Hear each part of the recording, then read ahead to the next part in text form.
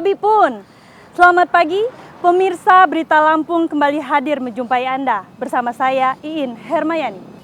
Sejumlah berita aktual dan beberapa informasi menarik lainnya telah kami siapkan untuk Anda. Berikut Berita Lampung pilihan hari ini.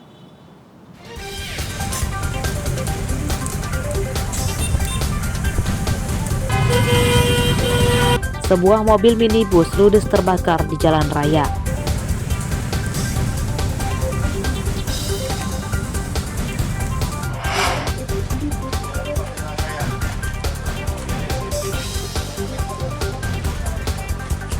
Puluhan penjahat jalanan di Bandar Lampung diringkus.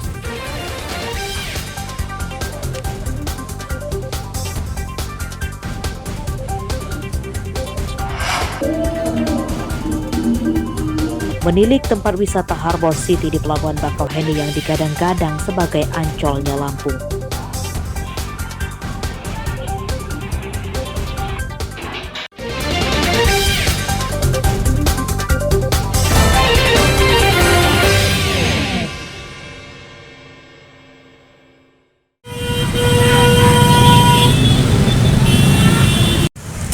Kebakaran hebat meludeskan sebuah mobil minibus di Jalan Sultan Agung, tepatnya di depan Balwai Halim, Bandar Lampung, Senin sore.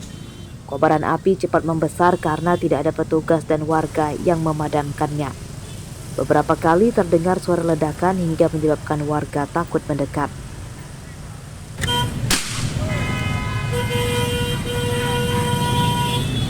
Menurut warga, mobil ini terbakar saat sedang jalan dan di dalamnya hanya ada satu orang pengemudinya saja. Api diduga dari mesin. Saat mengetahui mobilnya terbakar, pengemudi menepikan kendaraan dan keluar dari mobilnya. Warga yang berada di lokasi membantu menghubungi petugas pemadam kebakaran, namun petugas sedang menangani kebakaran di tempat lain.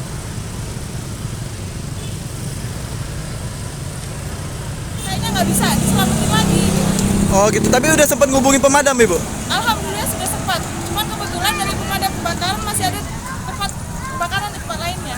Oke, jadi terlambat untuk datang ke sini Ibu ya? Ya, saya dari bawah flyover situ, Pak. Oh, dari area flyover tuh tahu-tahu udah kebakaran? Nah, iya, udah kebakaran. Saya aja dengar orang itu rame-rame apa ya. Oh, ini mobil apa sih Pak yang kebakar Pak? Ada yang bilang mobil yang super lama. Kebakaran mobil ini tidak merenggut korban jiwa. Akibat kebakaran ini, arus lalu lintas macet panjang. Selain banyak warga yang ingin melihat kebakaran dari jarak dekat, sebagian kendaraan takut melewati mobil yang terbakar ini karena dikhawatirkan tersambar api. Aris Susanto melaporkan dari Bandar Lampung.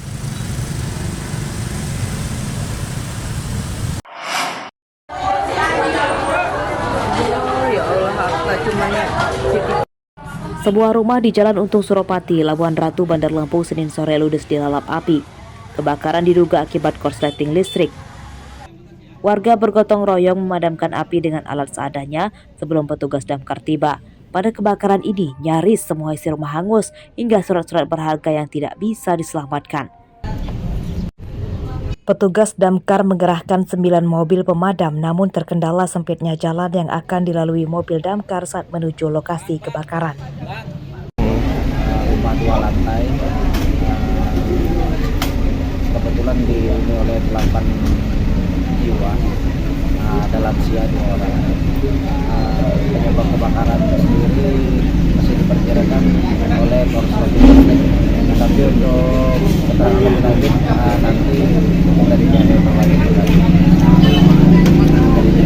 Ada korban jiwa nggak Bang? Sementara korban jiwa tidak ada. Tidak ada korban jiwa dalam peristiwa ini karena pemilik rumah berhasil menyelamatkan diri. Sementara kerugian korban ditaksir mencapai ratusan juta rupiah. Jeffrey Arifin melaporkan dari Bandar Lampung.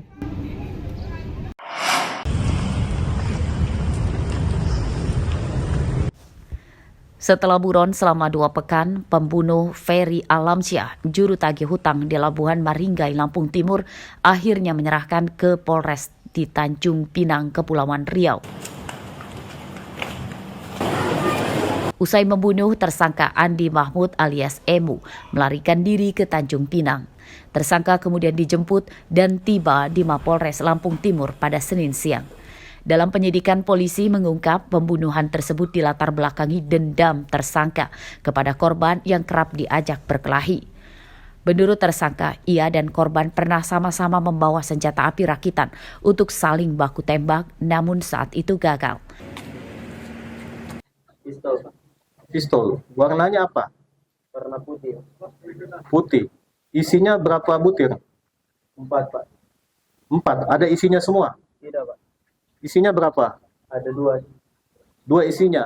Yang kamu tembakkan berapa? 1 atau 2? 2 kali.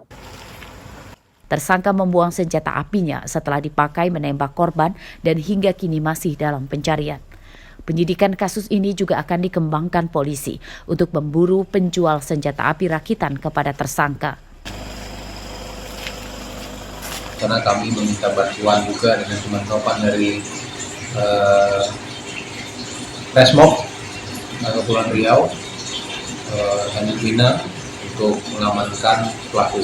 Alhamdulillah pelaku tadi malam kami sampai di tempat ini di Pos Lampung Timur. Pelaku sudah kami amankan dan akan diproses sesuai unsur pasal yang diterapkan. Pembunuhan terhadap Ferry Alamsyah terjadi pada 16 Desember lalu. Korban yang sedang main game bersama beberapa temannya di tempat pemancingan didatangi tersangka yang kemudian menembak korban dari jarak dekat. Korban tewas akibat ditembak di kepalanya oleh tersangka. Asep Saifullah melaporkan dari Lampung Timur.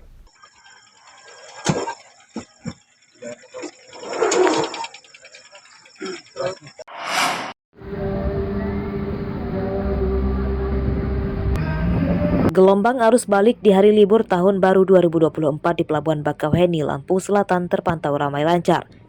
Senin siang, ribuan kendaraan masuk ke Pelabuhan Bakauheni untuk menyeberang ke Jawa. Kepadatan kendaraan pemudik terbanyak di dermaga eksekutif. Meski demikian, antrian tidak terlalu panjang. Antrian terjadi ketika kapal Roro yang baru sandar melakukan bongkar muat dan waktunya sekitar 1 jam. Para calon penumpang kapal Roro diimbau membeli tiket radius sekitar 5 km sebelum masuk pelabuhan. Aturan baru ini untuk mencegah terjadinya penumpukan kendaraan di dalam Pelabuhan Bakauheni. Saat ini ASDP memberlakukan radius 4,24 km untuk bisa membeli tiket. Silakan nanti pada saat pembelian tiket secara online bisa dicek kuota yang tersedia. Apabila para pengguna jasa berencana menggunakan tiket yang jam 16.00 misalnya, nanti di aplikasi itu terlihat di sana apakah kuotanya masih tersedia atau tidak. Apabila tidak tersedia, berarti bisa dipastikan arus kendaraan yang menuju ke Bakauheni masih sedang tinggi-tingginya. Enggak juga milih harinya, ikut jalan aja. Tadi tidak boleh dipilih-pilih kan? Sama aja. Pak, terus kemudian tadi waktu pembelian tiket ada kendala nggak Pak? Mungkin diputar balik atau memang pembelian tiket di aman-aman aja? Sebelumnya emang sudah tahu ada peraturan pembelian tiket di luar pelabuhan atau seperti itu? Sementara ASDP Bakauheni hingga Senin siang mencatat sekitar 6.000 kendaraan yang masuk Sumatera pada sebelum Natal namun belum kembali ke Jawa. Data arus mudik hingga Hari Raya Natal terdapat lebih dari 14.000 kendaraan motor dan mobil yang masuk Sumatera, kini yang sudah kembali ke Jawa sekitar 8.000 unit. Sementara jumlah pemudik Nataru lebih dari 56.000 orang dan kini sudah kembali ke Jawa 42.000 orang. Untuk melayani pemudik Nataru, ASDP Bakauheni melibatkan lebih dari 1.000 orang yang terdiri dari tim gabungan Polri, TNI, Pemkab hingga Dinas Perhubungan. Haris Susanto melaporkan dari Lampung Selatan.